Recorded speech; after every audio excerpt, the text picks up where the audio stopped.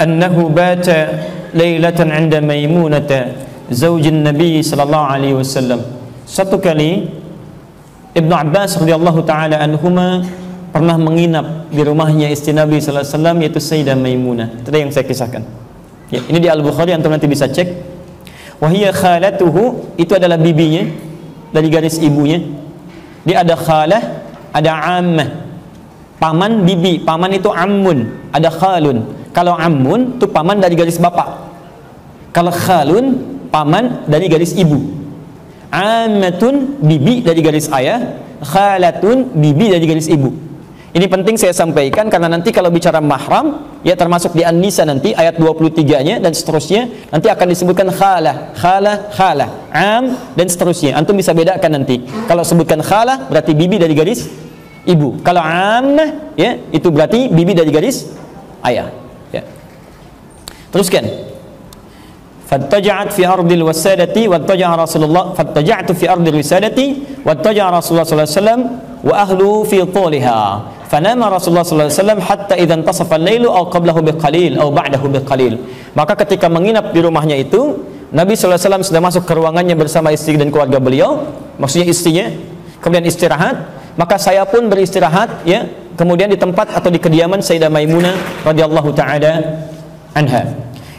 Kemudian setelah tiba pertengahan malam, hatta idzan tasafal lailu aw qablahu biqalil aw ba'dahu biqalil, maka ketika malam itu sampai di pertengahan atau lebih sedikit atau kurang sedikit, istaiqadha Rasulullah sallallahu alaihi wasallam, maka bangunlah Rasulullah sallallahu alaihi wasallam.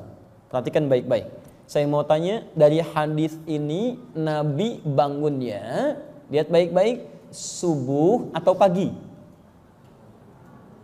Yang subuh angkat tangan. Yang pagi? Baik, maka jawabannya bukan Allah alam, kan tadi baru saya bacakan. Saya bacakan, Nabi bangun pertengahan malam, lebih sedikit atau kurang sedikit. Jelas ya? Maka kebiasaan Nabi ketika bangun dalam tidurnya, awas, tidur di malam hari, bangun dalam tidurnya, bangunnya kapan? Pertengahan malam, lebih sedikit atau kurang sedikit. Paham sampai sini? Kalau pertengahan malam jam berapa? Jam berapa? Jam 3, jam 2, Masya Allah. Pertanyaannya, bagaimana mengukur pertengahan malam? Itu poinnya. Biasanya kalau malam itu maghrib ketemu subuh dibagi dua. Misal, kalau maghribnya sedang jam 7 di Timur Tengah, misal, subuhnya jam 5. Dari jam 7 ke jam 5 berapa lama? Dihitung, 8, 9, 10, 11, 12, 1, 2, 3, 4, 5, 10. 10 bagi 2? 5. 5 tambah 7? 12. Berarti kalau pertengahan malam jam 12. Hitungan demikian. Lebih sedikit atau kurang sedikit. Baik. Kalau lebihnya misalnya lebih sedikit, jam 12 lebih sedikit mungkin lebih 30 menit ya, atau sekitarannya. Berarti Nabi bangun kisaran jam 1 ya, lebih sedikit, 1,5, 2, demikian kurang lebih. Tayyib. Kalau kita ambil nanti hadis dengan tidur, nanti kita akan temukan bahwa tidurnya Nabi SAW itu tidak terlampau malam. Nanti kita bisa hitung kurang lebih ada sekitaran 5 jam dari pasca Nabi selesai menunaikan sholat isyanya. Misal, izin ya, tadi kan kalau dihitung pertengahan malam ya, sebelum isya dari maghribnya. Kalau sekarang kita hitung dari isyanya selesai, dari situ diambil 5 jam. Misal begini, nanti kita akan lihat hadis-hadis Nabi menyebutkan, Nabi itu selesai isya, itu tidak pernah bergadang. Ingat, selesai isya tidak pernah bergadang, kecuali ada perlunya. Ingat baik-baik. Enggak, ini serius. Ya, berarti begadang itu hukumnya jangan begadang kecuali ada perlunya. Lihat baik-baik.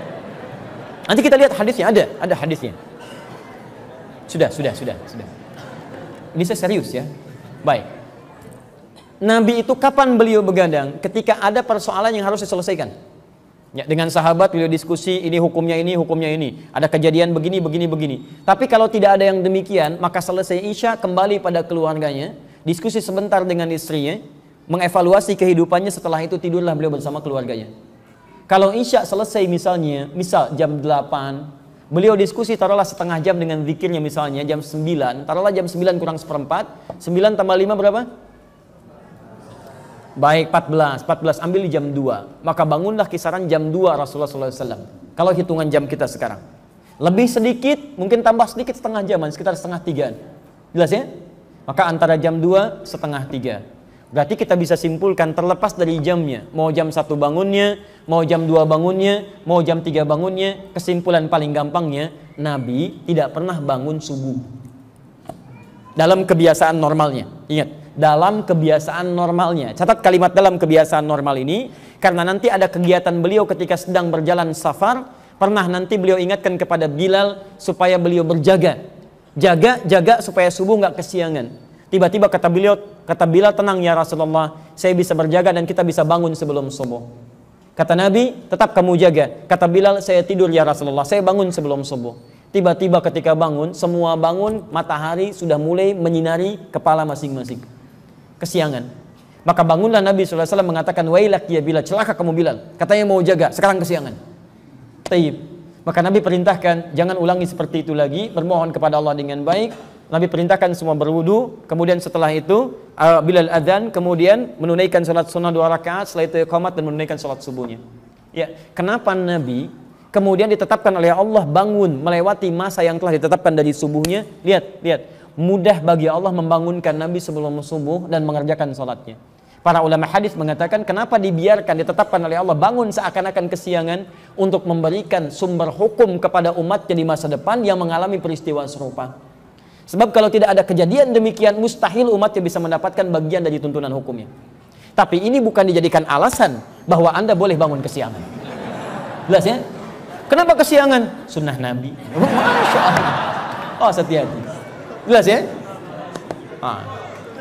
Jadi kalau dalam situasi normal, situasi yang baiknya, tidak ada kasus yang demikian, maka Nabi bangun di pertengahan malamnya, tidak pernah tercatat bangun dalam keadaan subuhnya. Jelas di sini? Ingat situasi yang normal ya, tidak normal itu urusan yang lainnya. Taib. Maka maksud saya begini, Nabi saja yang jelas surganya, terjaga dari kesalahan dengan maksumnya, surganya tingkat paling tinggi, dengan segala jaminan itu masih mau bangun malam dan tidak kesiangan. Antum yang bukan Nabi, belum jelas surganya, tidak ada jaminan bebas dari kesalahannya, kenapa sampai sekarang masih belum bisa merenungkan itu? Kemarin waktu jam 5 subuhnya antum masih bisa bangun jam 4. Sekarang kenapa setelah subuhnya dikasih jam 4 antum malah bangun jam 5? Kita lihat. Yuk, 1. Berarti sunnah pertama, jangan tidur terlalu malam agar antum bisa bangun lebih cepat. Sunnah pertama.